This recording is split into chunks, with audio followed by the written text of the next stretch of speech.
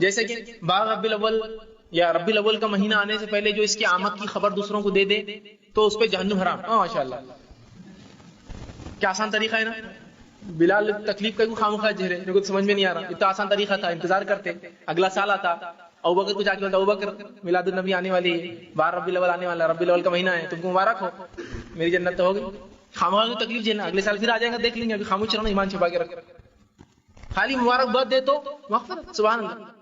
حالانکہ احادیث میں ربیع الاول کی کوئی فضیلت نہیں آتی، مانو رمضان کی فضیلت آتی ہے، محرم کی فضیلت آتی ہے نا. اسی طرح جو ہے رجب کی فضیلت آتی ہے، اس لیے کہ یہ حرام مہینوں میں سے 4 جو حرمت والے، ذی الحجہ کی فضیلت آتی ہے، ذی القعدہ کی آتی ہے. ہاں اسی طرح جو ہے سفر کے بارے میں جو غلط فہمی تھی رسول اللہ نے اس کو دور کرنے کے لیے اس کے بارے میں کہا، لیکن ربیع الاول کا نہیں کہیں بھی ذکر.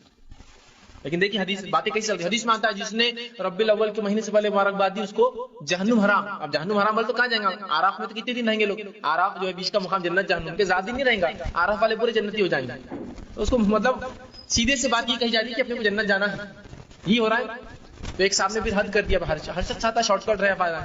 انہوں نے ربیع الاول آنے سے پہلے 2 مہینے پہلے 60 دن پہلے سب کو ایسا کیا کہ تم سب قیامت میں گواہ رہنا، میں نے ربیع الاول آنے کے 60 دن پہلے تم کو مبارکباد دے دی. میں نے کہا اگر ایسی مغفرت ہوتی تو میرے طرف سے تمہاری پوری زندگی کے لیے ربیع الاول کی تم سب کو خوشخبریاں بجاؤ.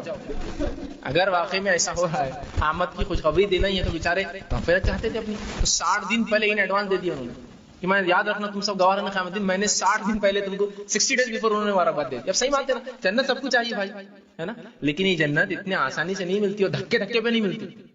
اس کے لیے بہت سارے اعمال ہیں، بہت سارے کام ہیں، بہت ساری چیزیں انسان کو کرنا پڑیں گی، تب جا کے اس کو جنت ملتی ہے. صحابہ کو دیکھیے نا، پوری زندگی فرائض پہ عمل، نوافل پہ عمل، سنتوں پہ عمل، اس کے بعد بھی انتقال کر رہے تو گھبرا رہے، کیا ہوتا کیا ہوتا کیا ہوتا کیا ہوتا، ڈر لگا ہوا دلوں میں. یہ ہے جنت، بہت مشکل ہوتا ہے، اتنا آسانی سے نہیں ملتی بھائی میرے، بہت کچھ اس کے لیے قربانیاں دینا پڑتی. صرف ایک مبارکباد سے جنت مل جاتی تو بلال کیوں تکلیفیں جھیلتے، کس لیے اعلان کرتے؟ صحابہ کیوں خامخواہ تکلیف جھیلتے؟ بولتے خاموش رہو، ربیع الاول کا مہینہ اگلے سال آئیں گا، سب مغفرت کرا کے نکل جائیں گے، اپنے کیا ٹینشن لینے کا ہے مشرکین سے، کیوں تکلیفیں برداشت کرنے کا، کیوں اپنے گھر بار چھوڑنے کا، کیوں دولت اپنی برباد کرنے کا، کیوں بیوی بچوں کرنے کا، کیوں اپنی جانیں دینے کا. آسان حل ہے جنت کا. تو ہر بدعت دیکھیے شارٹ کٹ رہتی ہے، کم وقت میں زیادہ اعمال اور جہنم سے آسان نجات ملتی ہے تو جنت مل جاتی ہے. کچھ تو بھی دونوں میں سے دے دیتی ہے بدعت، فوراً جھٹکے بھی دیتی ہے. یہ کرو تو 120 سال گناہ معاف، یہ کرے تو 80 سال گناہ معاف، وہ کرے 40 سال گناہ معاف، یہ کرے تو 50 سال گناہ معاف، فلاں کرے تو 1000 سال گناہ معاف، فلاں کرے 70,000 سال کے گناہ معاف، فلاں کرے تو 700. بالکل ایسے کھڑا کٹ مغفرت کی اس میں باتیں رہتی ہیں. جبکہ قرآن حدیث میں ایسی باتیں کیسی ملتی ہیں؟ اللہ جنت کا جب بھی تذکرہ کرتا ہے نا تو جنتی کی پہلے صفتیں بیان کرتا ہے، ایمان لاتے ہیں، نیک اعمال کرتے ہیں، اللہ کے راہ میں خرچ کرتے ہیں، غصے کو کئی سینکڑوں صفتیں بیان کر کے پھر جنت دیتا ہے. یہاں دھکے دھکے پر جنت مل جاتی ہے. تو ہر بدعتی کا مقصد کیا ہوتا ہے؟ اس کا انٹینٹ بڑا اچھا ہوتا ہے، اس کی نیت بڑی اچھی ہوتی ہے. نیت کیا ہے؟